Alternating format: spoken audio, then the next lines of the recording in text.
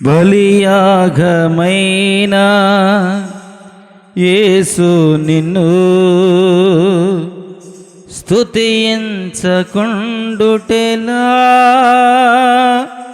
నాకు మారుగా వధింపబడిన దేవుని గొర్రె పిల్ల, నాకు మారుగా వధింపబడిన దేవుని గొర్రె పిల్ల, లేని లేదుగా మంచి నాలో కల్మషమే నిలువెల్లా, లేని లేదుగా మంచి నాలో కల్మషమే నిలువెల్లా, బలియాగమైన యేసు నిన్ను స్తుతించకుండుటెలా, బలియాగమైన యేసు నిన్ను స్తుతించకుండుటెలా, నాకు మారుగా వధింపబడిన దేవుని గొర్రె పిల్ల, పాప పరిహారం కోసము నీవు కాచిన రక్తము, పాప పరిహారం కోసము నీవు కాచిన రక్తము, శుద్ధినిగా చేసెను నన్ను రక్షించెను, శుద్ధినిగా చేసెను నన్ను రక్షించెను, నన్ను జీవముతో బ్రతికించెను, నన్ను జీవముతో బ్రతికించెను, బలియాగమైన యేసు నిన్ను స్తుతించకుండుటెలా, బలియాగమైన యేసు నిన్ను స్తుతించకుండుటెలా, నాకు మారుగా వధింపబడిన దేవుని గొర్రె పిల్ల, జనులందరి కోసము నీవు చేసిన యాగము, జనులందరి కోసము నీవు చేసిన యాగము, శిక్ష తొలగించెను నన్ను విడిపించెను, శిక్ష తొలగించెను నన్ను విడిపించెను, నన్ను క్షేమముతో నడిపించెను, నన్ను క్షేమముతో నడిపించెను, బలియాగమైన యేసు నిన్ను స్తుతించకుండుటెలా, లోకరక్షణ కోసము నీవు చూపిన త్యాగము, ఇంటికి చేర్చెను నన్ను కరుణించెను, ఇంటికి చేర్చెను నన్ను కరుణించెను, నన్ను జ్ఞానముతో వెలిగించెను, నన్ను జ్ఞానముతో వెలిగించెను, బలియాగమైన యేసు నిన్ను స్తుతించకుండుటెలా, బలియాగమైన యేసు నిన్ను స్తుతించకుండుటెలా, నాకు మారుగా వధింపబడిన దేవుని గొర్రె పిల్ల. దేవుని స్తోత్రం. హల్లెలూయా.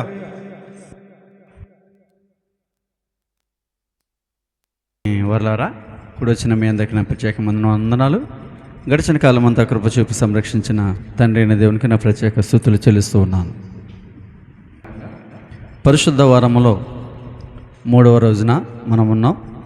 ఈ వారములో ఆఖరి ఆరాధనకు ఒకరోజు ముందుగా ఉన్నాం. రేపటితోటి ఈ రాత్రి జరిగేటువంటి ఆరాధనలు ముగించబడతాయి. పరిశుద్ధాత్మని కార్యముల గ్రంథము లేక అపోస్తుల కార్యాల గ్రంథము ఈ సంఘ చరిత్రకు ఆధారమైనటువంటి ఈ గ్రంథాన్ని మనం ధ్యానిస్తూ ఉన్నాం. రాత్రి 20 అధ్యాయంలోని కొన్ని విషయాలను మనం ధ్యానిస్తూ ముందుకొచ్చాం. ఎక్కడి వరకు వచ్చామంటే 28వ వచనం వరకు వచ్చాం కదా. ఆ 28వ వచనంలో మరొకసారి దేవుడు తన స్వరక్తం ఇచ్చి సంపాదించిన తన సంఘమును కాయుటకు పరిశుద్ధాత్మ మిమ్మును ఏ రీతిగా అధ్యక్షులుగా ఉంచెను ఆ యావత్ మందను గురించి మీ మట్టుకు మీరు జాగ్రత్తగా ఉండడి అని చెప్పాడు కదా. అంటే దేవుడు తన స్వరక్తమిచ్చి సంపాదించినటువంటి ఈ సంఘము ఎవరి సంఘము కాదు, ఇది మనుషుల సంఘాలు అంతకంటే కాదు. ఒక మనుషుడు నేను చాలా కష్టపడి నిద్రహారాలు మాని ఎంతో ప్రయాసపడి ఎన్నో దెబ్బలకు వచ్చి ఎన్నో అవమానాలకు వచ్చి ఇంతటి సంఘాన్ని కట్టిన అంటాడు కదా. అది నిజమైన మాటనా? మనం కూడా ఏమనుకుంటామంటే నిజమండి పాపం ఎంత కష్టపడ్డారు ఈయన ఈ సంఘం కట్టడానికి అనుకుంటాం. నన్ను అది చాలా తప్పుడు మాట, తప్పుడు నిర్ణయం. మనం ఆ రీతిగా కూడా ఆలోచించడానికి వీలు లేదు. ఎందుకంటే ఈ సంఘాన్ని కట్టుకుంటున్నది ఎవరంటే చెప్పండి, పౌలు గారు కదా ఇంత ప్రయాసపడుతున్నది. మరి నేను కట్టిన ఈ సంఘాల మీద మిమ్మల్ని అధ్యక్షులు ఉంచుతున్నాను అన్నాడా? ఏమన్నాడు? పోనీ పౌలు వలె ఈనాటి సేవకులు ఎవరైనా ప్రయాసపడుతున్నారా? లేదు కదా. మరి పౌలు గారే అంతటి ప్రయాసను తనకు ఆపాదించుకోకుండా దేవుడే తన స్వరక్తం ఇచ్చి సంపాదించిన ఈ సంఘం అని చెప్పాడు కదా. మీరు చూడండి, ఫిజికల్గా ప్రయాసపడింది ఎవరు? పౌలు గారే కదా. కానీ ఏమంటున్నాడైనా అంటే మనం ఎంత ప్రయాసపడినా ఏం లేదు, ప్రభు చిత్తం లేదే ఏది కూడా జరగదు. కాబట్టి మనం నీరు పోసేవాడు ఎందు కానీ నాటున వాని ఎందు కానీ ఏం లేదని ఎవరు చెప్పారు చెప్పండి? పౌలు గారు అన్నాడు కదా. కొరింథీయులకు రాసిన మొదటి పత్రిక 12వ వచనం చదవం కదా. ఒకడు నాటాడు, ఒకడు నీళ్ళు పోసాడు అనుకుంటే నీళ్ళు పోసిన వాడిలోనూ కానీ నాటిన వాడిలో కానీ ఏమి లేదు, కానీ ఎవరిలో ఉంది అన్నాడు? చదవరా? నేను చదవరా? సరంగా తన సొంత ఊహలను బట్టి ఏ రోజు కూడా వాక్యాన్ని మాట్లాడలేదు. మనం అనాది కాలంలో మనం చూసినట్లయితే కీర్తన గ్రంథంలో ఒక మాటను మనం చూస్తాం. కీర్తన గ్రంథము 70వ అధ్యాయము 70వ వచనం చూడండి.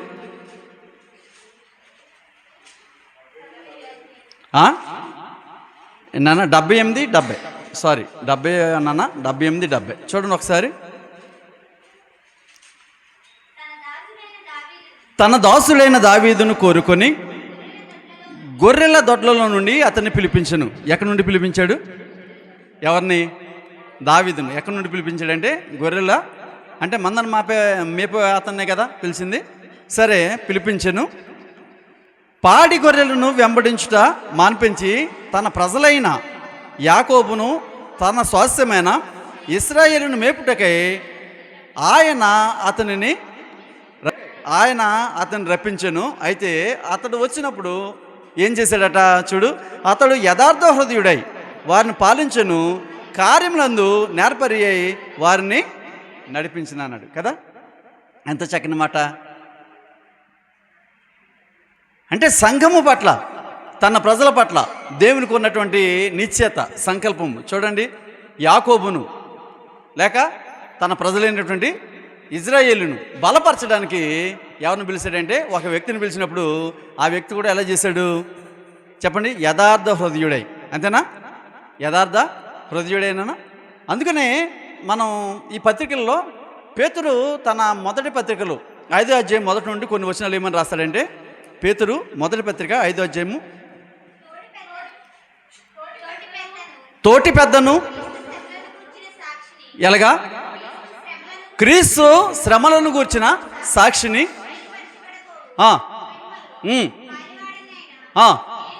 పాలివాడనైనా నేను. దేంట్లో పాలివాడట?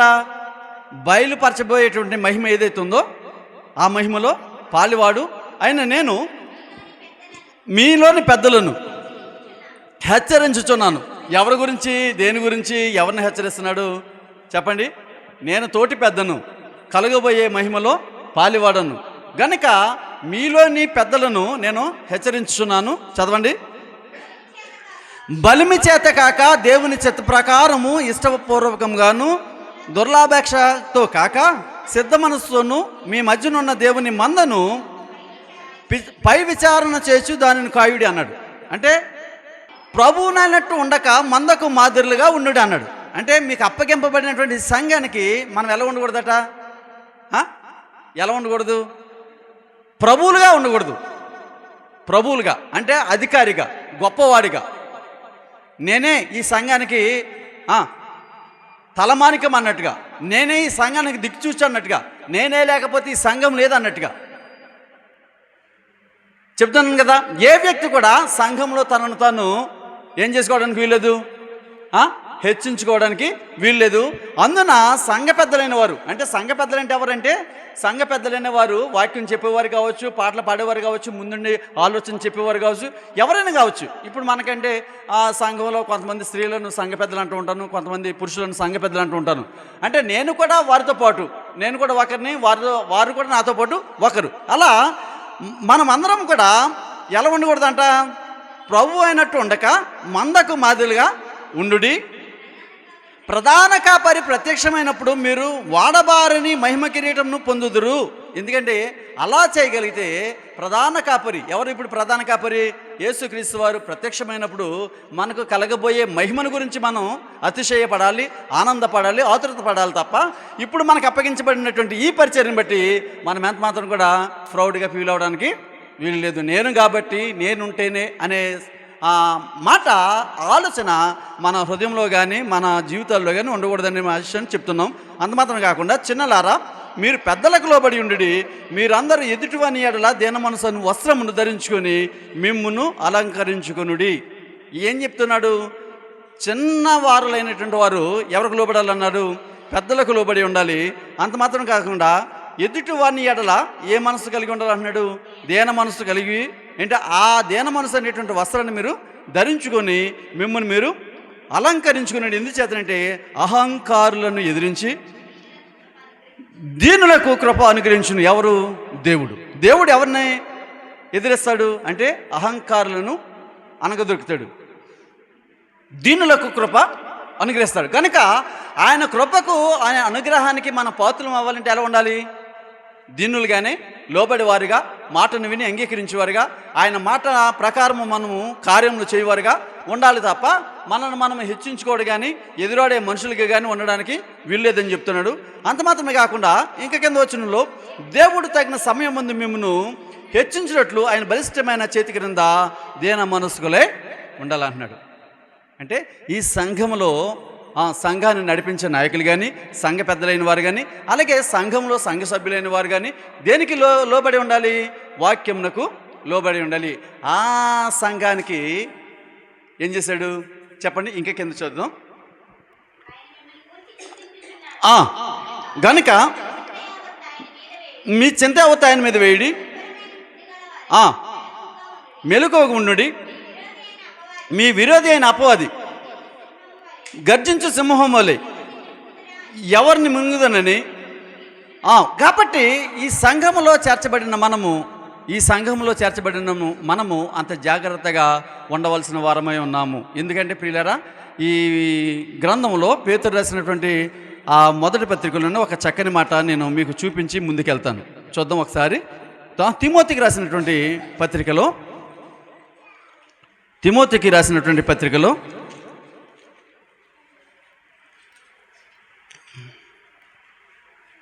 3వ అధ్యాయంలో మొదటి నుండి ఆయన మాట్లాడినప్పుడు, ఎవడైనను ఆశించిన ఎడల అట్టివాడు దొడ్డపనిని నమ్మదగినది. ఇలా అధ్యక్షుల గురించి మాట్లాడుతూ అంటాడు 15వ వచనంలో. ఒకసారి చదువుదాం. దేవుని మందిరములో అనగా జీవము గల దేవుని సంఘములో జనులు ఎలాగూ ప్రవర్తింపవలను అది నీకు తెలియవలనని ఈ సంగతులు రాయచున్నాను అన్నాడు. ఎక్కడ ఉండాలి అంటే దేవుని మందిరంలో అనగా జీవము గల దేవుని సంఘములో. దేవుని మందిరము అనగా ఎవరంటే జీవము గల దేవుని సంఘమే. విందాం, చూసారా? జీవము గల దేవుని సంఘం. ఈ జీవము గల సంఘం గురించి అపోస్తలుడైన పౌలు అంత జాగ్రత్తలు చెబుతూ అన్నాడు. చూడండి, అది ఏమనంటాడంటే తర్వాత, ఆ సంఘము సత్యమునకు స్తంభమును ఆధారమునై ఉన్నది అన్నాడు. ఏ సంఘము చెప్పండి? జీవము గల దేవుని సంఘము ఎలా ఉందంట? సత్యమునకు స్తంభమును ఆధారమునై. సత్యం అంటే ఏంటి? మనం చదవం కదా, యోహాను సువార్త ఇక్కడ రాస్తాడు కదా 14:7 యేసు గురించి మాట్లాడుతూ, ఏసే మార్గము, ఏసే సత్యము, ఏసే జీవము అని మాట్లాడతాడు కదా. కాబట్టి ఇప్పుడు ఈ సంఘము క్రీస్తు వారు ప్రకటించినటువంటి లేకపోతే బోధించినటువంటి ఆ మాటలకు తగినట్టుగా జీవం గల సంఘంగా ఉండాలని అపోస్తలుడైన పౌలు సంఘ పెద్దలను పిలిపించి చెబుతున్నాడు. అంత మాత్రమే కాకుండా ఆయన వెళ్ళిపోయిన తర్వాత ఆ సంఘము ఎలా అవుతుందో ఆయన మాట్లాడతాడు. చూడండి, నేను వెళ్ళిపోయిన తర్వాత క్రూరమైన తోడేళ్ళు మీలో ప్రవేశించి నాకు తెలియను, వారు మందను కనికరింపరు, మరియు శిష్యులను వెంట పెట్టుకుని ఎంట ఈడ్చుకొని పోవాలనని వంకర మాటల పలుకు మనుషులు మీలోనే ఏం చేస్తున్నారట? ఎటువంటి వారట? నేను వెళ్ళిపోయిన తర్వాత మీ మధ్యకి ఎవరు వస్తారన్నాడు? క్రూరమైన తోడేళ్ళు వస్తారు అన్నాడు. చూడండి, పేతురు ఈ గ్రంథం రాసినటువంటి లోక గారు కూడా తన సువార్త గ్రంథంలో లోకా శుభవార్త 10:3 ఏమని మాట్లాడతాడంటే చూద్దాం. మీరు వెళ్ళుడి, ఇదిగో తోడేళ్ల మధ్యకు గొర్రె పిల్లలను పంపినట్లు నేను మిమ్మల్ని పంపుచున్నాను. మీరు సంచినైనను జాలినైనను చెప్పులనైనను తీసుకొని పోవద్దు, తోవలో ఎవరినైనను కృష్ణ అడగవద్దు. మీరు ఏ ఇంటినైనను ప్రవేశించినప్పుడు ఆ ఇంటికి సమాధానం కాకని మొదట చెప్పుడి. సమాధాన పాత్రుడు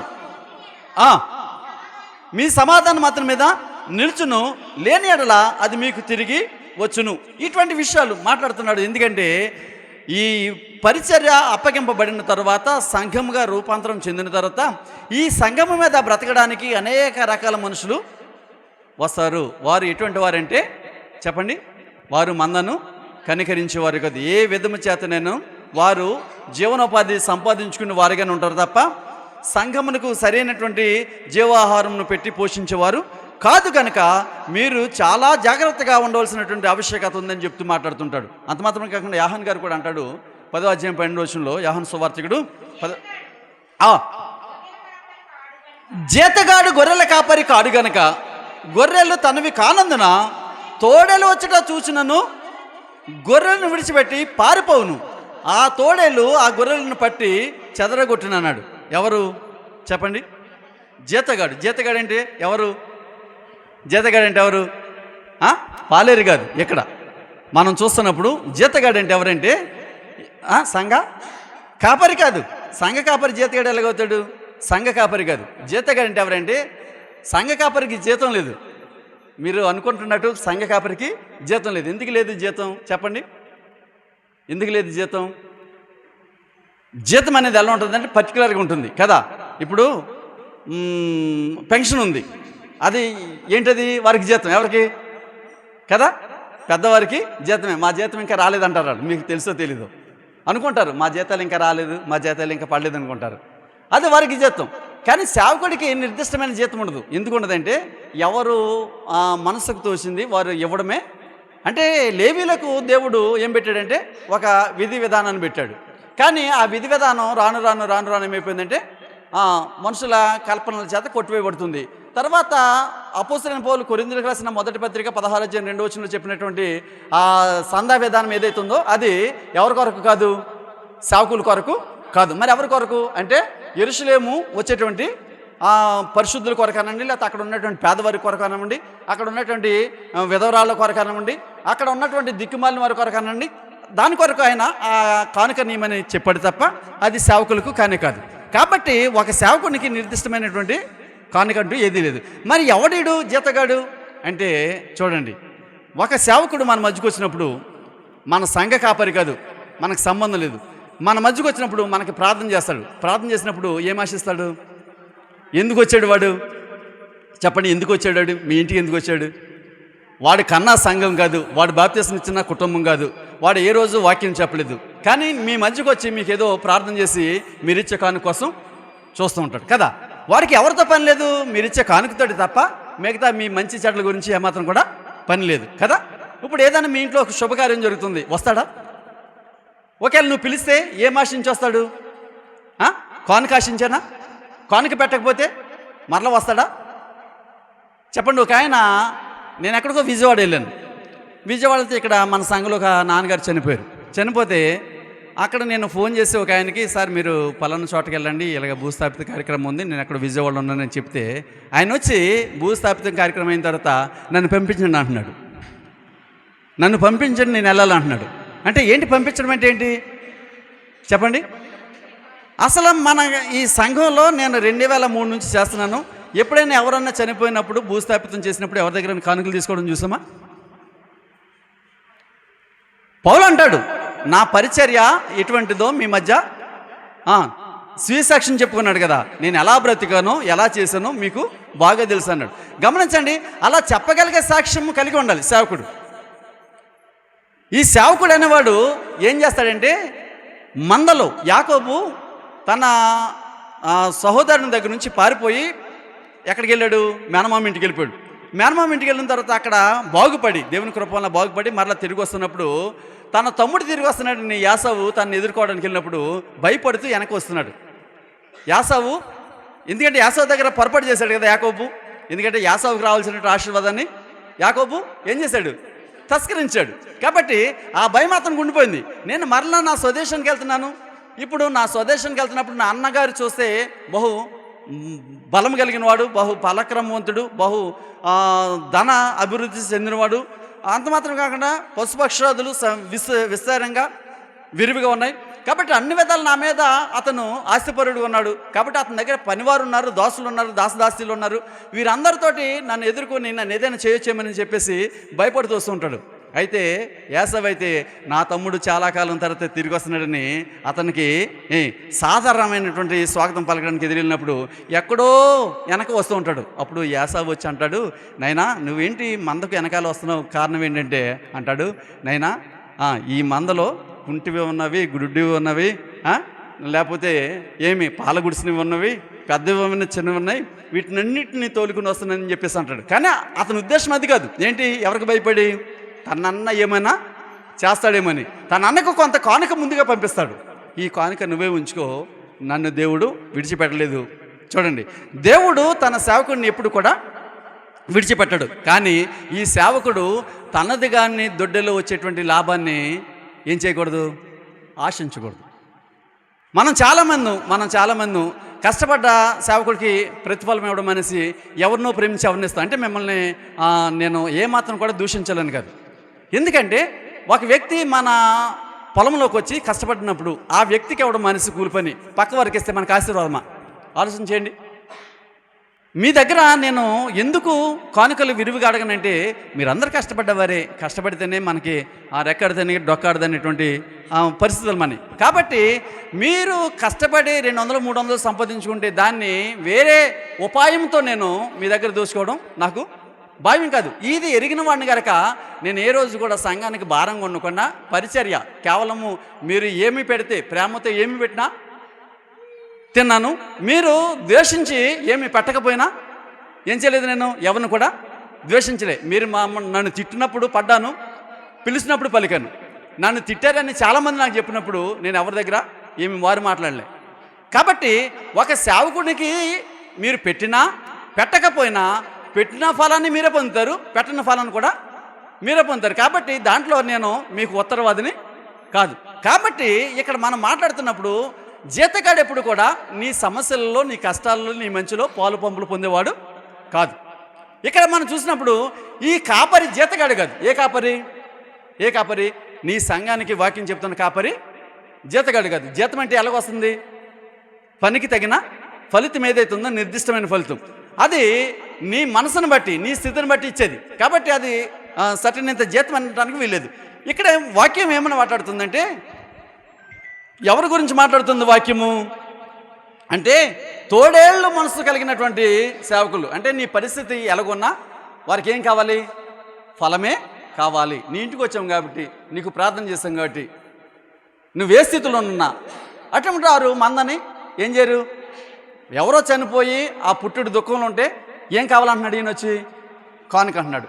మరి అటువంటి సందర్భం మన జీవితంలో ఎప్పుడైనా వచ్చిందా? మన జీవితంలో, నా జీవితంలో, మీ జీవితంలో ఎప్పుడైనా వచ్చిందా? లేదు కదా, లేదు కదా.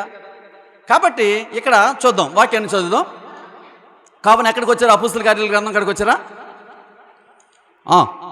కావున నేను 3 సంవత్సరములు రాత్రింబవళ్ళు కన్నీరు విడుచుచు ప్రతి మనుషునికి మానక బుద్ధి చెప్పితేనని మీరు జ్ఞాపకము చేసుకుని. ఎన్ని సంవత్సరాలట ఈ ప్రయాణం?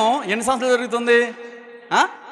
3 సంవత్సరాల ప్రయాణము. వినండి, ఎంత భారభరితమైన ప్రయాణం. అంటే ప్రతి ప్రయాణము ఏమవుతుంది చెప్పండి?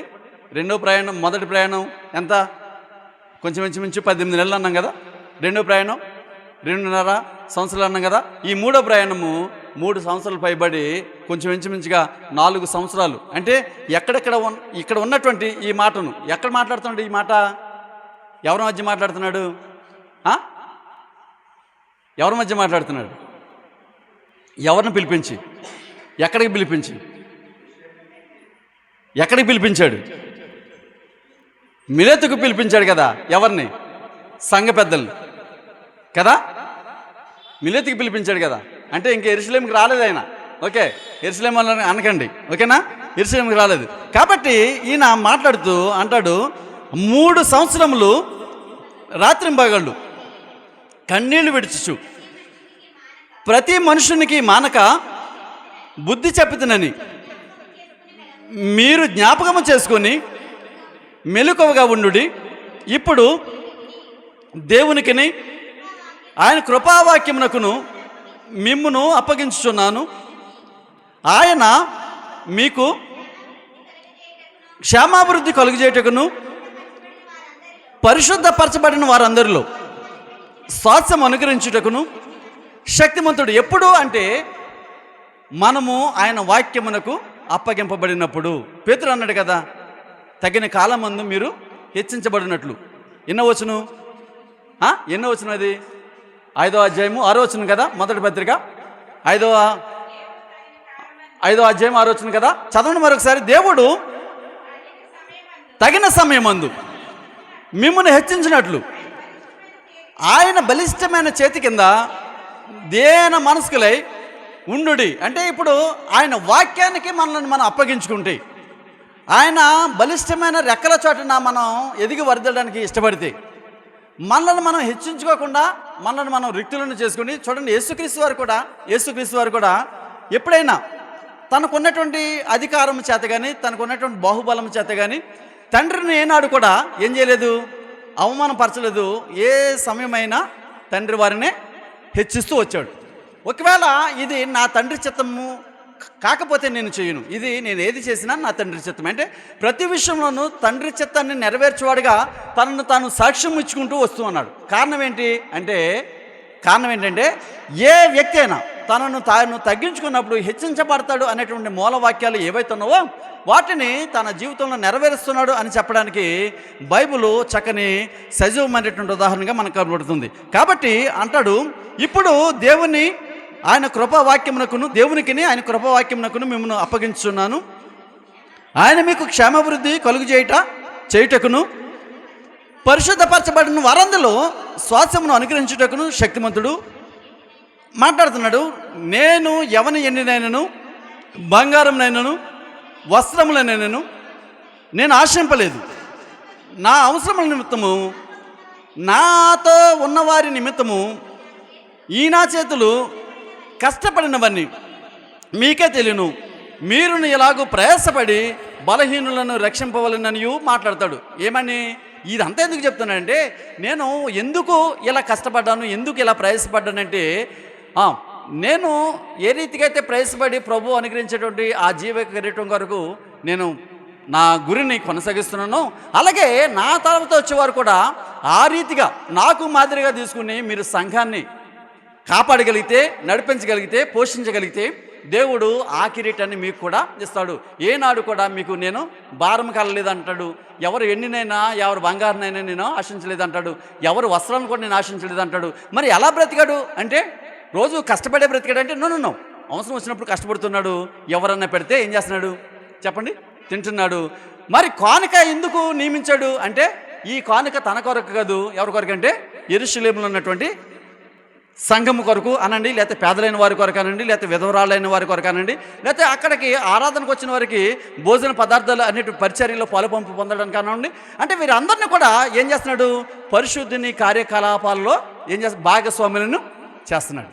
అంటే ఆ ధన్యత ఆయన ఎందరినైతే సంఘంలోకి చేర్చాడో వారందరికీ కూడా ఆపాదించడానికి ప్రయత్నం చేస్తున్నాడు తప్ప వారు ఇచ్చేటువంటి దేనిని కూడా తను ఒక్కడు మాత్రమే అనిపించడానికి ఏమాత్రం కూడా.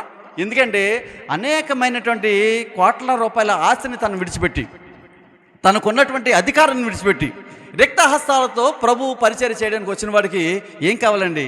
ఒక్కొక్క ఆయన సాక్ష్యం చెప్తాడు. ఏమని? నేను ఒట్టి చేతులతో వచ్చానండి, ప్రభు వాక్యాన్ని అంగీకరించలేదు చాటి చెప్పడానికి. ఈరోజు నా దేవుడి దేవలన నాకు ఓ కారు ఉందండి, ఓ బంగ్లా ఉందండి, 4 ఎకరాల పొలం ఉందండి, ఈ చెప్తుంటాడు. మన పాస్టర్ గారు కూడా అంటున్నాడు, నేను ఎప్పుడు నా పిల్లల్ని ఎక్కడికైనా వెళ్ళాలంటే మోటార్ సైకిల్ ఇచ్చి 200 ఇచ్చి పంపిస్తాను అని చెప్తున్నాడు. నాకు ఏ రోజుని అది కాదండి. మనం ఏం సంపాదించమనేది కాదు, మనం ఎంతమంది ఆత్మలను సంపాదించాం, ఎంతమంది సహకారులుగా ఉన్నాం, ఎంతమంది ఈ ప్రయాసలో, ఈ జీవన విధానంలో మనము ప్రభువాలే వారిని ప్రేమించి వారికి సహాయపడ్డాం అని చెప్పగలిగినప్పుడు, అఫ్కోర్స్ ఒకవేళ నీ గురించి ఎవరైనా సాక్ష్యం చెప్పకపోయినా చనిపోయిన తర్వాత చెడ్డను కూడా ఏమంటారు, చాలా మంచివాడండి అంటారు కదా కదా. అటువంటి సాక్ష్యం కాదు, బ్రతికొండగానే ఏముండాలి మన దగ్గర చెప్పండి. ఒకవేళ నీ కుటుంబము నిన్ను ద్వేషించిన, నీ బంధువులు నిన్ను ద్వేషించిన, నీ స్నేహితులు నిన్ను అవహేళన చేసిన, నీవు ప్రభు వాక్యాన్ని ఉన్నదొండలుగా ప్రకటిస్తూ ప్రభు యొక్క పరిచర్యను నువ్వు చేయగలిగినప్పుడు, అది సేవకుడే కాదు, సంఘ పెద్దే కాదు, విశ్వాసి ఎవరైనా ప్రభు సంఘంలో చేర్చబడిన ప్రతి ఒక్కరూ ఆ మాదిరిగా చేయగలిగినప్పుడు అంటాడు, ప్రభు మెచ్చుకున్నవాడే యోగ్యుడు కానీ, తనను తాను మెచ్చుకున్నవాడు కానీ యోగ్యుడు కాదు. నేను ఇన్ని చేశానని అన్ని చేశానని చెప్తాడు కదా, వాడు అంత మాత్రం కూడా యోగ్యుడు కాదు. కాబట్టి ఒకవేళ సంఘములో కొంచెం ఇంచుమించు జోషి గారు మంచివాడు కాదని ఒక 10 మంది చెప్పినా, ఒక 20 మంది చెప్పినా, ఒక 60 మంది అయినా ఏం చెప్తారు, జోషి గారు మంచివాడు అంటాడు కదా. అంటే జోషి గారు అంటే నేనని కాదు, ఒక వ్యక్తి గురించి సాక్ష్యం, ఒక వ్యక్తి గురించి పలానా వ్యక్తి ఎటువంటి వారంటే కనీసం ఒక 10 మందిలో ఒక 6 అయినా మంచివారని చెప్పే సాక్ష్యం మనకు ఉండాలి కదా. అది నేను చెప్పేది. అంటే నా మీద నేను ఎందుకు చెప్పుకుంటున్నానంటే, నన్ను తిట్టుకునే వాళ్ళు ఉన్నారు, పొగిడే వాళ్ళు ఉన్నారు, మేలు పొందుకుని నా బ్రతుకును నాశనం వాళ్ళనుకున్న వాళ్ళు ఉన్నారు. కానీ నేనేం చెప్పాను, నీ మాటల వలన ఏం రాలో చెప్పండి, శాపాలు కాదు, చింతాకులు రాలుతాయా? ఒక ఆకు రాలి ఊడి పడుతుందా? ఆ చెట్టును చూసి ఏమన్నాడు యేసుక్రీస్తు? అంజూరపు చెట్టును చూసి ఏమన్నాడు, నువ్వెందుకు వ్యర్థంగా ఉన్నావు, నీ వల్ల ఈ భూమి ఎలా వ్యర్థం అవుతుంది అన్నప్పుడు ఆ చెట్టు ఏమైంది? అలా మనం ఎవరినైనా శపించినప్పుడు ఎవరైనా అలా నాశనం అయిపోయారా? ఎందుకు మాట్లాడతాం మనం చెప్పండి? నలుగురిలో మన నోరు మంచిది కదా అనిపించుకోవడం తప్ప మన వ్యర్థమైన మాటల వలన ఎటువంటి ఎవరికి కూడా చాలా కాలానికి నా శాపం వల్ల అలాగే అయిపోయాడు అంటాం. ఎప్పటికీ చెప్పండి, ఎప్పుడన్నా మూలపడిపోతాడు కదా, మూలపడిపోతుంది కదా, అప్పుడు నా మాటలే తగిలినాయి, నీ మాటలు ఎప్పుడు తగలాలా? డాక్టర్ గారు వైద్యం చేశాడండి, నీకు రాజేష్ గారు వచ్చి ఒక ఇంజక్షన్ చేశాడు, ఎప్పుడు తగ్గాలి నీకు ఆ జ్వరం? వెంటనే తగ్గాలా, 10 రోజులు తగ్గాలా? ఈ 10 రోజులు ఏమవుతావు చెప్పండి? ఈ 10 రోజులు సచ్చి ఊరుకుంటావు కదా, అన్నీ అయిపోతాయి కదా. కాబట్టి మన మాట వలన కనీసం ఊడిపోయే ఇంటికి కూడా ఏమవుతావు, ఊడదు. కాబట్టి మనం మాట్లాడేటప్పుడు చాలా జాగ్రత్తగానే మాట్లాడుకోవాలి. ఒకవేళ ఎవరి మీదైనా నీకు కసి ఉంటే, ద్వేషం ఉంటే ఏం చేయాలి? అడిగేయాలి. ఆ కోపం ఎప్పటి వరకు? ప్రొద్దుగూకే వరకే, మళ్ళీ సూర్యుడు ఉదయించే వరకు ఉండకూడదు. ఆ అసూయ మత్సరంగా మారి, ఆ మత్సరము ప్రతీకారంగా మారి, ఆ ప్రతీకారము దేనికి కారణమైపోతుంది? పాపానికి కారణమైపోతుంది. కాబట్టి మనసులలో ప్రతీకారాచలు ఉండడానికి వీల్లేదు. అది సంఘంలో మరీ జాగ్రత్తగా చూసుకోవాల్సిన బాధ్యత ఉంది. ఈయన అంటాడు, ఇప్పుడు మిమ్మల్ని ప్రభు యొక్క వాక్యానికి అప్పగిస్తున్నాను, మీరును ఇలాగూ ప్రయాసపడి బలహీనులను సంరక్షింపవలనని, పుచ్చుకొన్నటి కంటే ఇచ్చుట ధన్యతని ప్రభు అయిన యేసు చెప్పిన మాటలు జ్ఞాపకం చేసుకొని అన్ని విషయములలో మీకు మీరు మాదిరిగా ఉండాలని నేను మాదిరిగా చూపుతానని చెప్తున్నాడు. మీరు మాదిరిగా ఉండాలని నన్ను నేనే మాదిరిగా మీకు చూపించాను. అంటే చూడండి, యేసుక్రీస్తు కూడా పరిశుద్ధాత్ముడు కూడా పౌల మీద ఏం చేయడం లేదు చెప్పండి, నేరస్థాపన చేయడానికి లేదా నీ నాశనానికి నేను కారణం కాదన్నాడు కదా. చూడండి ఎంత భయంకరమైన మాట అండి, ఎంత శ్రేష్టమైన మాట. నీవు నాశనం అయిపోయావంటే, ఆ జీవ కిరీటాన్ని పొందుకోలేకపోయావంటే, నీవు హీన స్థితికి దిగజారిపోవడానికి నేను కారణమైతే కాదు. ఎందుకంటే ప్రయోజనకరమైన దేనిని కూడా నేను ఏం చేయలేదు, దాచుకోనలేదు. ప్రతిదీ మీకు చాలా స్పష్టంగా బోధించాను. ఒకవేళ ఈ బోధలో, ఈ ప్రకటనలో నీవు ఆయాసపడినా, నీకు బాధ కలిగినా, నీకు దెబ్బలు తగిలినా, నీవు నన్ను ఎలాగా దూషించుకున్నా, నేను చెప్పవలసింది చెప్పక మానలేదని చెప్పి, ఈ విషయంలో నీ ప్రాణానికి నీవే ఉత్తరవతి తప్ప నేను కాదని చెప్పి, అన్ని విషయాల్లో ప్రభునకు వల్లే మీరు ఆయన చెప్పినటువంటి విషయాలు ఏవైతే ఉన్నావో వాటిని మననం చేసుకుంటూ క్రీస్తునకు మాదిరిగా మీరు బ్రతకాలని చెప్పి సంఘాన్ని ఎవరికి అప్పగించేశాడు? సంఘ పెద్దలకు అప్పగించాడు. తర్వాత అతడు ఎలాగూ చెప్పి మోకాళ్ళుని వారందరితో ప్రార్థన చేశాను. అప్పుడు వారందరూ బహుగా ఏడ్చిరి అన్నాడు. ఎంతగా ఏడ్చారంట చూడండి. ఎంత కఠోరంగా మాట్లాడినా దేని కొరకు మాట్లాడాడు అంటే వారి ఆత్మీయ జీవిత వికాసం కొరకు మాట్లాడాడు తప్ప వారి నుండి ఏమీ ఆశించి కాదని చెప్తాడు. కొరింథీయులకు రాసిన 2వ పత్రికలో 8వ అధ్యాయం 9వ వచనంలో ఏమని రాస్తాడంటే చూడండి. కొరింథీయులకు రాసిన 11:9 చదవండి. 11:9 2వ పత్రిక 11:9. మరియు మీ యొద్ద ఉన్నప్పుడు ఏం కలిగి ఉండగా, నాకు అవసరం కలిగి ఉండగా నేను ఎవరి మీద భారంగా లేను. మాసిదోనియ నుండి సహోదరులు వచ్చి నా అక్కర్లు తీర్చిరి. అంటే ఈ అక్కర్లు ఎవరు తీరుస్తున్నారు? మరలా చెప్పండి. ఈ అక్కర్లు సహోదరులే తీరుస్తారు. అంటే ఇప్పుడు సంఘానికి, సంఘ కాపరికి ఉండాల్సిన బాధ్యత, జీతగాడికి సంఘానికి ఉండాల్సిన బాధ్యత కాదు, స్నేహ బంధం కాదు. ఇప్పుడు ఈ బంధం దేని గురించి చెప్తున్నానంటే సంఘ కాపరికి, సంఘానికి ఉండాల్సిన బాధ్యత. ఎందుకంటే యేసుక్రీస్తు వారు అన్నాడు, నా గొర్రెలు నా స్వరము వినును, వాటిని నేను బాగుగా ఎరుగుతున్నా అన్నాడు కదా. ఇప్పుడు ఎప్పుడో ఒకసారి నీ ఇంటికి వచ్చేవాడు నీ ఇంటి పరిస్థితులు ఏం తెలుస్తుంది, నీ మంచి చెడ్డలు ఏం తెలుస్తుంది, నీ చుట్టాల పట్టాల పరిస్థితి ఏం తెలుస్తుంది, నీ పుట్టు పూర్వోత్తరాలు ఏం తెలుస్తుంది, నీ కోసం ప్రయాసపడడం ఏం తెలుస్తుంది, నువ్వేది వేస్తావో దానికోసమే కదా ఆశపడి వచ్చేది కదా. అంటే ఒక కాపరి ఎలా ఉండాలి చెప్పండి? సత్సంబంధాలు కలిగిన వాడిగా. ఎవరితోటి ఎవరితోటి? ఇప్పుడు గొర్రెల కాపరి ఉన్నాడండి, తనకు 1000 గొర్రెలు ఉన్నా 2000 గొర్రెలు ఉన్నా ఏం చేస్తాడు? తన గొర్రెలను తను బాగా, మీరు 10,000 గొర్రెల్లో కలపండి, తన గొర్రెలు పట్టుకెళ్ళి, తనకు ఒక 2000 గొర్రెలు ఉన్నాయి, ఆ 2000 గొర్రెలను 10 లక్షల గొర్రెల్లో కలపండి, అతను ఏం చేస్తాడు వాటిని చెప్పండి? ఆ గొర్రెలు కూడా ఏం చేస్తాయి? తన యజమాని చూడగానే ఒకవైపు నుంచి ఉన్నప్పుడు ఏం చేస్తాయి? వచ్చేస్తాయా? మరి జీతగాడిని అవి ఏం చేస్తాయి? గుర్తుపడతాయా? జీతగాడు వాటి వరకు ప్రాణం పెడతాడా? వాడు ఏం చేస్తాడు? పొద్దంతా మేపుతాడు, సాయంత్రం ఏమో ఆలోచిస్తాడు తనకు రావాల్సిన జీతాన్ని కదా.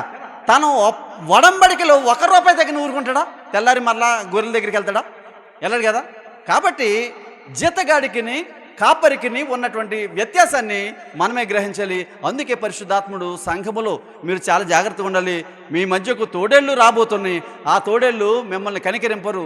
మీరు పెట్టే వాటి మీద వారు లక్ష్మించింది తప్ప మీ ఆత్మీయ జీవితం మీద వారికి ఎటువంటి బాధ్యత లేదని చెప్పి ఆయన ఆ రీతిగా వారిని హెచ్చరించినప్పుడు వారందరూ కూడా ఆయన సాగినప్పుడు ఏం చేశారంటే, అతడు ఇలాగూ చెప్పి మోకాళ్ళు ఉన్న వారందరితో ప్రార్థన చేశాను. అప్పుడు వారందరూ బహుగా ఏడ్చిరి. మీరిక మీదట నా ముఖమును చూడరని అతడు చెప్పిన మాటకు మరీ విశేషంగా దుఃఖించుచు పౌలు మెడ మీద పడి అతన్ని ముద్దు పెట్టుకుని వారు వాడ దనక అతన్ని సాగనంపిరి అన్నాడు.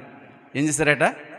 మరి అన్నాడును నా ముఖము చూడరని సత్యాన్ని చెప్పినప్పుడు వారందరూ కూడా గుళ్ళు నేడ్చి ఆయన మెడ మీద పడి ఆయనను ముద్దు పెట్టుకుని ఎక్కడి వరకు? వాడ వరకు సాగనంపడం మనం చూస్తున్నాం. చూడండి ఇప్పుడు సరే, ఆ విషయం మీకు ఇంకోసారి మాట్లాడుతాను. అలా వాడ వరకు సాగినంపిన తర్వాత వారు ఎక్కడికి వస్తున్నారు? 21వ అధ్యాయం. మేము వారిని విడిచిపెట్టి మేము అన్న కాడ ఇంకెవరున్నారని కూడా అనుకోవాలి, లోక గారు కూడా ఉన్నారని అనుకోవాలి కదా. మేము వారిని విడిచిపెట్టి వాడ ఎక్కి తిన్నగా వెళ్ళి కోసుకును మరునాడు రోదుకును అక్కడి నుండి పతరకును వచ్చితిమి. అప్పుడు పినీకే వెళ్ళబోచున్న ఒక వాడను చూసి అది ఎక్కి బయలుదేరితిమి.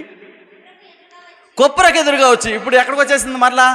కొప్ర అంటే మనం చూసాం కదా, ఎక్కడ అంత్యక నుండి బయలుదేరుతున్నప్పుడు ఎక్కడికి వచ్చారు? కొప్రాకు వచ్చారు కదా. ఆ కొప్రాకు మళ్ళీ వచ్చాడు. ఆ కొప్రాకు అనేసరికి ఆ కొప్రలో ఎవరున్నారు చెప్పండి? ఆ కొప్రా నుండి వచ్చినటువంటి ఒక వ్యక్తి ఉన్నాడు. ఎవరు? పౌలుతో పరిచర్య చేశాడు కదా. పౌలుని అపోస్తులకు పరిచయం చేశాడు, పౌలుతో పరిచర్య చేశాడు, తనకు కలిగినంత అమ్ముకున్నాడు. బర్నబా కదా. బర్నబా ఎక్కడ వాడు? ఈ కొప్రా వాడే కదా. కొప్రాలో తను కలిగి ఉన్నటువంటి పొలాన్ని అమ్మే అని చెప్తాడు కదా అపోస్తుల పాదాల దగ్గర పెట్టినప్పుడు. రైట్. అంటే ఎందుకు గుర్తు చేస్తానంటే, పాత అధ్యాయంలో ఏ సంఘటనలు జరిగినాయో, ఏ ప్రదేశాలు, ఏ వ్యక్తులు ఎక్కడ ఎలా తారసపడ్డారు అనేటువంటి విషయాన్ని మనం మీకు లీలగా కొంచెం గుర్తు చేస్తున్నాను. అయితే వారు అప్పుడు ఫెనీకు వెళ్ళబోచున్న ఒక ఓడను చూసి అది ఎక్కి బయలుదేరితేమి కుప్రకు ఎదురుగా వచ్చి దాని ఎడమ తట్టున విడిచి సిరియా వైపు వెళ్ళి తూరులో దిగితిమి. వినండి, ఎక్కడ దిగామన్నాడు? తూరు ఎక్కడ ఉంది? ఇప్పుడు చూడండి, తూరు ఎక్కడ ఉంది? ఎక్కడుంది? అది కాదు, ఇంకో పట్టణం తీసి చూద్దాం. తూరు ఎక్కడుందో డాడీ ఎక్కడుంది? ఫెనీకే దగ్గర ఉందా? వినండి, ఆ తూరు అనేది దేని పక్క ఉంటుంది చూస్తే మనం? సముద్రపు పక్క ఉంటుంది కదా. సముద్రపు పక్క ఉంటుందా తూరు? ఏమండి ఎక్కడుంది? ఇది ఇజ్రాయిల్ గోత్రములను తెలుపు పలస్తీనా పట్టణం, రెండో పట్టణంలో చూసినప్పుడు ఆ పైనుండి చూస్తే తూరు అనే ప్రాంతం మనం చూస్తున్నాం కదా. ఆ తూరు ఎక్కడుందంటే ఇప్పుడు లెబనాన్లో ఉంది. లెబనాన్ దేశం. లెబనాన్ దేశం అంటే ఇజ్రాయిల్ దేశానికి చాలా శత్రు దేశం. ఏ దేశం చెప్పండి? ఇజ్రాయిల్ దేశానికి చాలా శత్రు దేశం. ఈ తూరు గురించి మీరు యేసుక్రీస్తు వారు మాట్లాడిన ఏ మాటన్నా ఒక మాట చెప్పగలుగుతారా? తూరు గురించి, తూరు సీదోనుల గురించి యేసుక్రీస్తు వారు చెప్పగలిగిన మాట ఏదైనా ఆలోచన ఉందా? చెప్పండి ఒకసారి. తూరు సీదోను పట్టణాల గురించి మాట్లాడారు కదా యేసుక్రీస్తు వారు. మత్తయి సువార్తలో మాట్లాడతాడు కదా. విన్నారా ఎప్పుడన్నా? చాలాసార్లు చెప్పాను. అయితే ఈ తూరు పట్టణం గురించి చెప్పలేదు. ఎందుకంటే ఈ సందర్భం వస్తేనే కానీ మనం చెప్పడానికి, మనకు లెసన్ ఏదైతే ఇస్తారో ఆ లెసన్ బట్టి మనం మాట్లాడే విధానం ఉంటుంది తప్ప ఈ సందర్భాన్ని మాట్లాడేటువంటి అవకాశం ఉండదు. కానీ ఇక్కడ మనం చూసినప్పుడు ఈ తూరు అనేటువంటి ప్రాంతము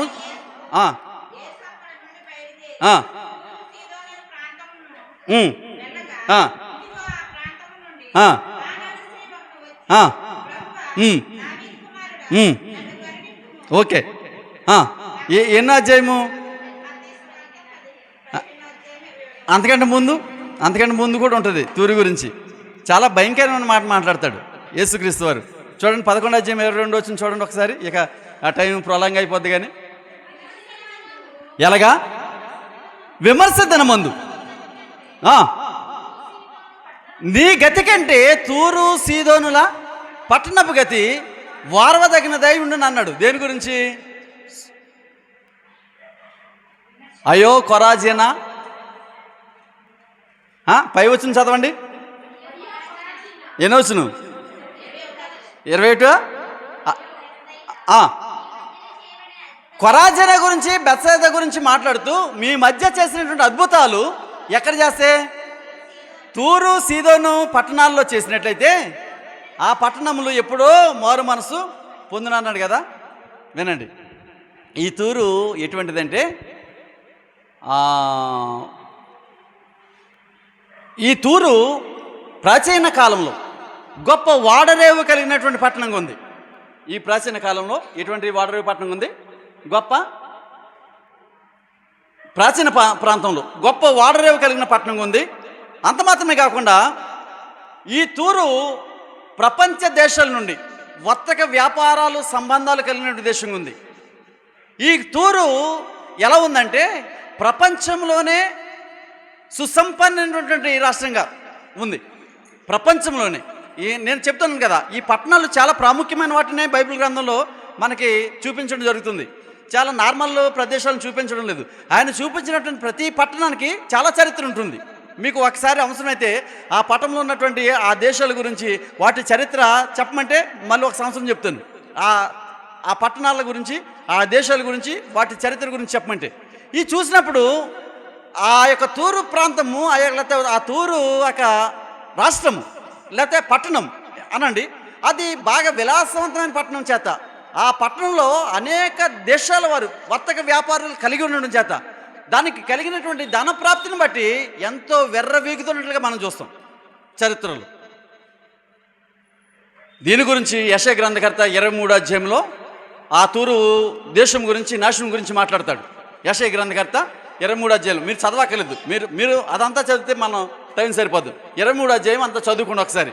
అంత మాత్రమే కాకుండా యెహెజ్కేలు గ్రంథము 27వ అధ్యాయంలో మొదటి నుండి 36 వచనాల వరకు చదివితే, యెహెజ్కేలు గ్రంథము 27వ అధ్యాయము మొదటి నుండి 26 వచనాల వరకు చదివితే 26వ వచనంలో ఏమని రాయబడిందంటే, ఎలాగా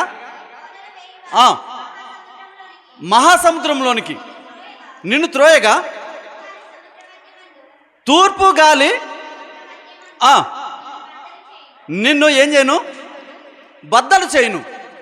అంటే ఆ పై వచనాలన్నీ చదువుకుంటూ వస్తున్నప్పుడు ఏ ఏ దేశాలతో తూరు అనే పట్టణం సంబంధాలను కలిగి ఉందో, దానికి ఎంతగా ఆర్థిక వనరులను సమకూర్చుకుంటూ ఉందో, ప్రపంచంలోనే అధిక ధనమైన దేశముగా ఆ తూరు పట్టణము విరాజులుతున్నటువంటి కారణం చేత క్రీస్తు పూర్వము ఎప్పుడంటే 572 సంవత్సరంలో, క్రీస్తు పూర్వము 572 అంటే ఎవరు? నెబుకద్నెజరు, రాజు అయినటువంటి నెబుకద్నెజరు ఆ పట్టణాన్ని మొదట నాశనం చేశాడు. ఎప్పుడు? క్రీస్తు పూర్వము 572లో రాజు అయినటువంటి నెబుకద్నెజరు. అంటే ఏ రాజైనా? బబులోను సామ్రాజ్యానికి చక్రవర్తి. ఈ నెబుకద్నెజరు దేనికి చక్రవర్తి అంటే బబులోను సామ్రాజ్యానికి చక్రవర్తి. ఆ చక్రవర్తి టైంలో ఈ తూరు పట్టణము నాశనమైంది.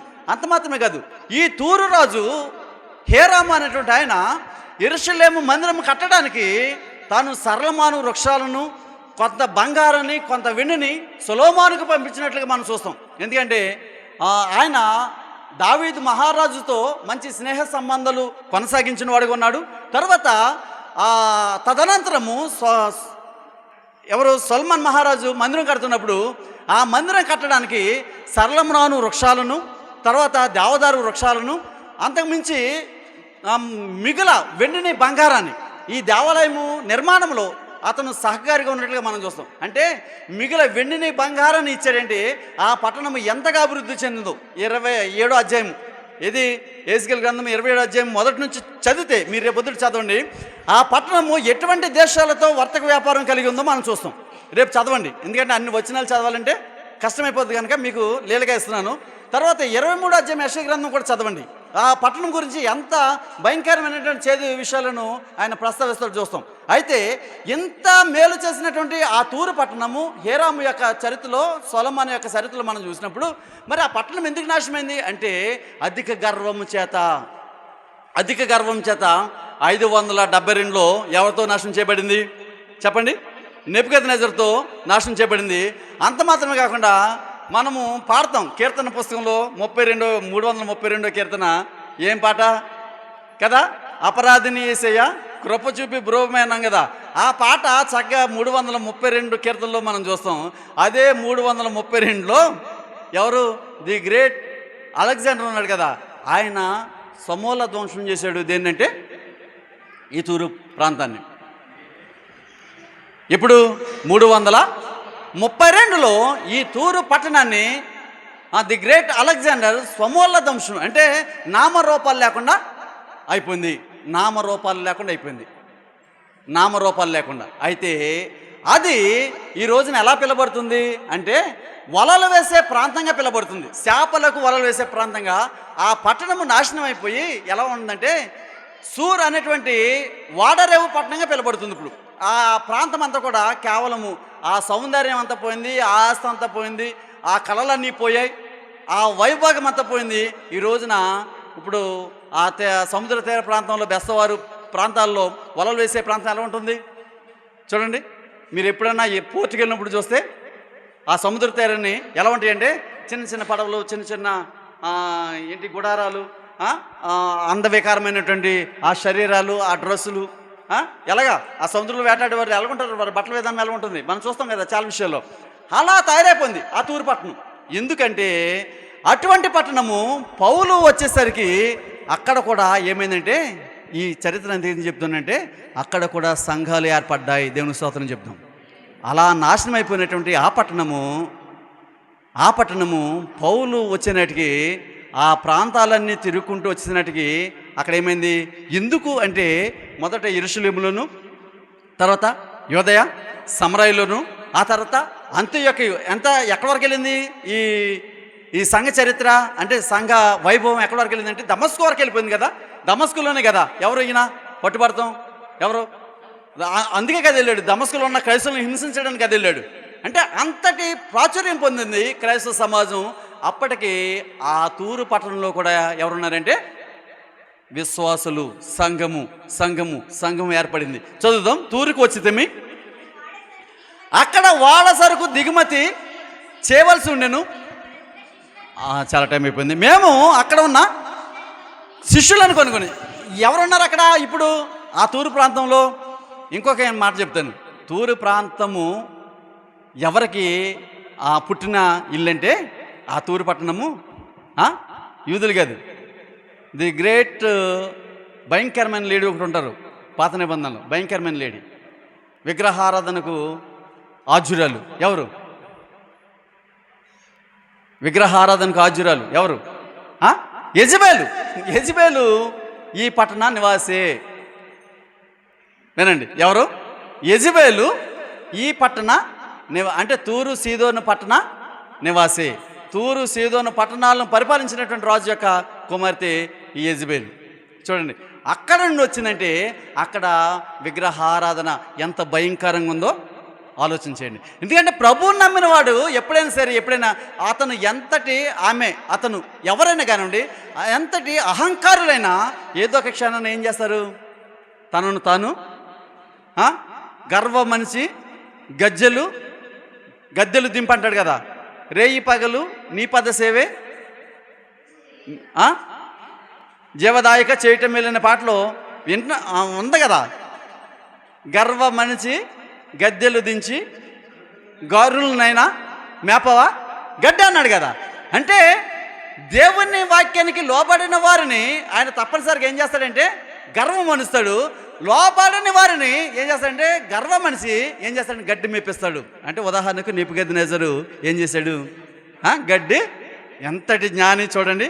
అటువంటి వాడు పశువులే గడ్డి మేసాడు, అరణ్యంలో బ్రతికాడు. పశువులకు పెరిగినట్లుగా గోళ్ళు పెరిగాయి, ఒంటి మీద రోమాలు పెరిగిపోయాయి. అంటే మనిషి అందమంతా పోగొట్టుకున్నాడు, వికారం అయిపోయింది. తన సౌందర్యాన్ని పోగొట్టుకున్నాడు, తన జ్ఞానాన్ని పోగొట్టుకున్నాడు, తన వైభోగాన్ని పోగొట్టుకున్నాడు, తన రాజ్యాన్ని పోగొట్టుకున్నాడు. ఆఖరికి కుక్క బ్రతికాడు. కానీ దేవుడు మనకిస్తున్నటువంటి ఆధిక్యం ఏంటి? ఒకవేళ మన హృదయంలో నేను జ్ఞానాన్ని అనుకున్నా, నేను గొప్పవాడిని అనుకున్నా, నేను బాగా పాడతాను అనుకున్నా, నేను బాగా మాట్లాడతాను అనుకున్నా, నేను లేకపోతే ఏం లేదనుకున్నా, ఏదో రోజు దేవుడు ఒక చిన్న దెబ్బేసి, నైనా ఇది నీ వలన కాదు, ఎవరి వల్ల జరిగింది? సంఘం వల్ల జరిగింది. అంటే సంఘం అంటే ఎవరు? ఇంకా మరలా దేవుడే. సంఘం అనేసరికి ఆయన స్థాపించిన సంఘం కదా, ఆయన ప్రాణం పెట్టిన సంఘం కదా, ఆయన రక్తం కార్చిన సంఘం కదా. ఈ సంఘం వల్ల జరిగింది. ఎందుకంటే ఈ సంఘం కొరకే నా ప్రాణాన్ని పెట్టాను, ఈ సంఘం కొరకే నా తండ్రి నన్ను విడిచిపెట్టాడు. అంటే నాకంటే కూడా తండ్రి ఈ సంఘాన్ని ప్రేమించాడు. ఈ సంఘము దేనికి ఆధారం? సత్యమునకు ఆధారం. కనుకనే అంతటి సత్యానికి ఆధారమైన సంఘాలు మనం ఉన్నాం కనుక మనము ప్రతిదినము వాక్యము చేత ఏం చేసుకోవాలి చెప్పండి? శుభ్రము చేసుకోవాలి. ఒకవేళ మన చేతికి మళ్ళీ అంటుంది, మరలా వాటర్ చేత కడుక్కున్నప్పుడు ఆ చేతులు ఎలా ఉంటాయి? శుభ్రంగా ఎలాగుంటాయో అలాగా ఈ వాక్యం చేత ప్రభువా నేను పాపిని, ఒకవేళ నేను తెలుసో తెలియకనైనా ఈ మాట మాట్లాడాను, తెలుసో తెలియక ఈ రీతిగా ఆలోచన చేశాను కాబట్టి నన్ను క్షమించన్నప్పుడు తప్పనిసరిగా దేవుడు మనల్ని ఏం చేస్తాడంటే క్షమించి ఆయన సంఘములో మన పాపములో రక్తము వల్ల ఎంత ఎర్రనివైనను హిమము కంటే తెల్లగా మారుస్తాడు. కాబట్టి ఆయన వాక్యమునకు ఉన్నటువంటి శక్తి ప్రపంచంలో దేనికి లేదు. ఎందుకంటే అది 2 అంచులు కలిగిన ఖడ్గము కంటే వాడి అయినదే అంటాడు. ఎటువంటి ఖడ్గం అంట? 2 అంచులు కలిగిన ఖడ్గము కంటే వాడి అయినటువంటి ఆయుధము ఈ వాక్యము. ఈ వాక్యము మన హృదయాంతరాలకు చేరి ప్రవేశించి మనలో ఉన్నటువంటి కల్మషాన్ని ఏం చేస్తుందంటే కడిగి వేస్తుంది. ఆ వాక్యానికి మనం తావు ఇవ్వగలిగినప్పుడు, ఆ వాక్యానికి చోటు ఇవ్వగలిగినప్పుడు, ఆ వాక్యం చేత మనల్ని మనం శుద్ధీకరించుకోవాలని ఆశపడినప్పుడు, ఆశ కలిగిన ప్రాణాన్ని తృప్తిపరిచే దేవుడు ఈ రాత్రి మన ప్రాణంను కూడా ఆయన వాక్యం చేత నింపి, ఆయన వాక్యం చేత ఆదరించి, ఆయన వాక్యం చేత శుద్ధీకరించి, పరిశుద్ధతను ఆపాదించి, పరిశుద్ధిని సహవాసంలో పాలెవారంగా ఉండడానికి కృప చూపుతున్న దేవునికి వందనాలు తెలియజేస్తూ తలలు వంచుదాం.